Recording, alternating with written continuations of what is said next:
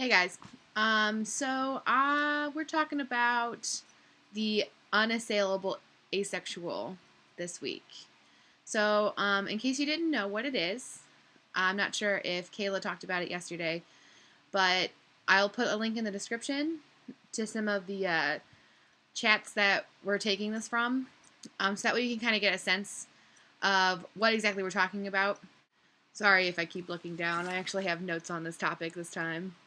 Because I feel like this is really important. Basically, an unassailable asexual is someone that would be able to speak for the asexual community. And the requirements given are neurotypical, good physical health, which means that they don't have any problems physically that would cause them to be asexual. Good mental health, same thing. You don't have any mental issues that would cause you to be asexual. You're cisgendered. You're indifferent. You're 20 to 40 years of age. You're sex positive. You're a non-libidoist. You don't have any sexual problems. And you have no abuse in your history. Another one that kind of gets tagged on for some reason is your aesthetic value. I don't think that's how they worded it, but like whether you're attractive or not. I'm not really adding that in because I don't really think that that's necessary, but just so you guys know that that's actually is a part of it in some of them. I don't know why.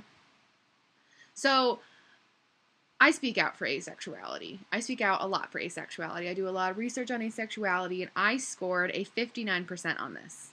I'm only 59% eligible to speak for the asexual community, apparently.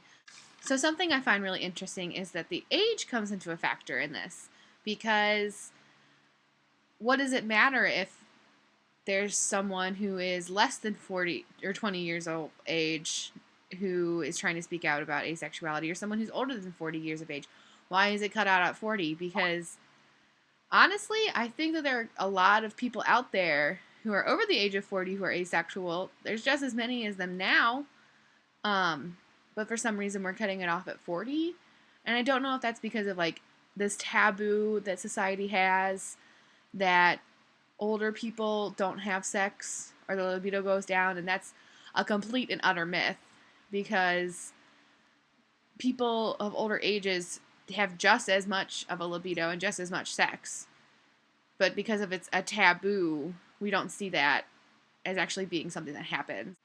Another thing that brings into consideration is how old should you be before you actually like start defining yourself in a sexual orientation, because I've always said that that's up to the person. Some people just know, like, I am attracted to this, and some people don't. Some people take a long time.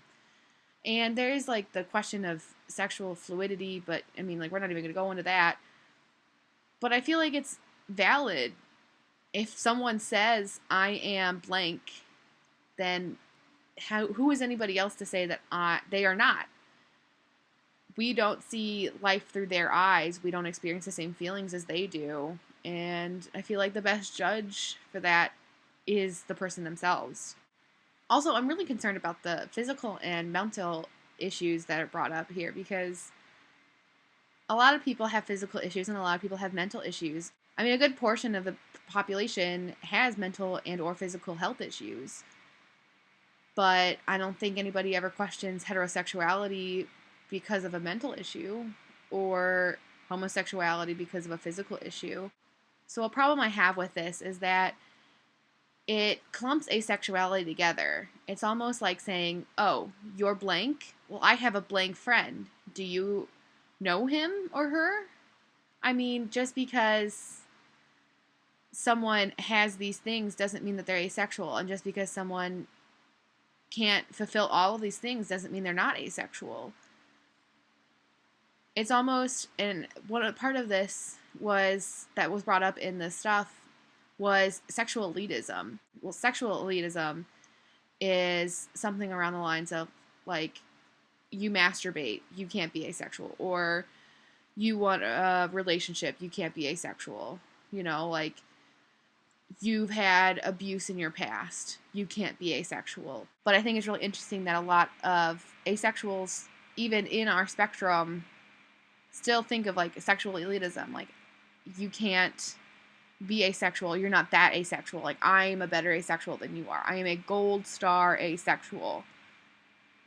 When in reality, what we should be fighting for is acceptance, just in general. We should be fighting to be put on the map somewhere. Right now, asexuality is such a small and unknown orientation that, honest to God, no one even knows we exist. If you don't have a computer, I swear, you probably don't even know about the word, other than like the biological term. So then why are we having so many internal struggles?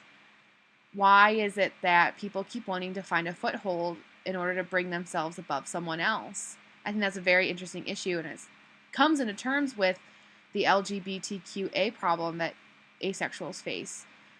As the LGBTQA gets farther and farther into achieving their goals, now they're starting to look down on asexuals. Not all of them, and I know that in recent years things have been better, but like, when this was first thought about, I mean, for instance, if you watch the documentary Asexuality, you'll see that asexuals were not really taken well at the LGBT Pride Parade in California. And I think this brings into, like, it's a big issue because everyone feels like they have to look down upon someone else in order to solidify themselves. So now that asexuality has come about and we are the ones who are being looked down upon, who then will we turn to, if we do, to look down upon someone? Will it be those in the asexual community that don't fit the typical or the unassailable asexual? I mean, who do we look down upon? I've also seen a lot of hate in the community for demisexuality and, other, like Gray A. Like, you can't come out as demisexual or Gray A on coming out day. Like, that's ridiculous. If you want to come out as that, then come out as that. There shouldn't be a problem. So anyway, those are some really interesting things to think about, and I'm going to continue reading up on this, and maybe we'll do another video of something like this. I really hope so. I really like doing this video. I did a lot of research for it, so yay!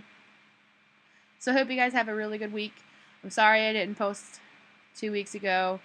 I was going through a move, in case you couldn't tell. I'm in a completely different home, about 45 minutes away. So anyway, I'll see you in 2 weeks. I hope you guys have a great next 2 weeks. See ya!